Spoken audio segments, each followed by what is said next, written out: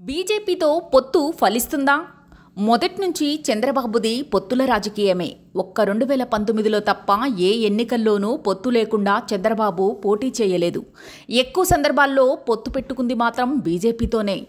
1999, 2004, 2014లో ఆ పార్టీతో పొత్తు పెట్టుకున్నాడు. మరలా 2018లో ఆ పార్టీతో విభేదించి 2019 ఎన్నికల్లో ఒంటరిగా వెళ్లి బొక్కబోర్లా పడ్డాడు. ఇప్పుడు మరోసారి ఢిల్లీలో బీజేపీ పెద్దల కాళ్లా వేళ్లా పడి పొత్తుకు ఒప్పించుకున్నాడు. కానీ వాస్తవ పరిస్థితులు చూస్తే టీడీపీతో పొత్తు ఆర్ఎస్ఎస్ పెద్దలకు ఇష్టం లేదు. మామూలుగా ఆర్ఎస్ఎస్ సూచనలతో నిర్ణయాలు తీసుకుంటుంది బీజేపీ.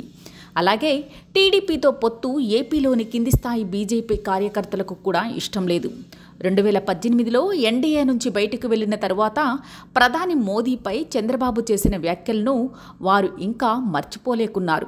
వీటన్నింటికీ మించి పొత్తు కుదిరిన తర్వాత కూడా ఇప్పటికీ సోషల్ మీడియాలో టీడీపీ అభిమానులు ప్రధాని మోదీ, కేంద్ర హోంమంత్రి అమిత్ షాలపై కామెంట్లు చేస్తున్నారు. అందుకు ధీటుగా బదులిస్తున్నారు బీజేపీ అభిమానులు. దీనిని బట్టి చూస్తే కింది స్థాయిలో టీడీపీ, బీజేపీ కార్యకర్తల మధ్య సఖ్యత కుదరలేదని అర్థమవుతోంది.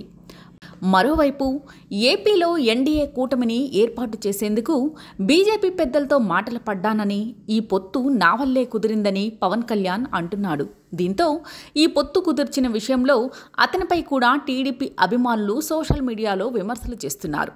ఇష్టం లేకుండా పెళ్లి చేసుకున్న వధూవరుల కాపురం ఎలా సాగుతుందో నేడు ఏపీలో ఎన్డీఏ ప్రయాణం కూడా అలాగే సాగుతుందని పలువురు వెటకారం చేస్తున్నారు.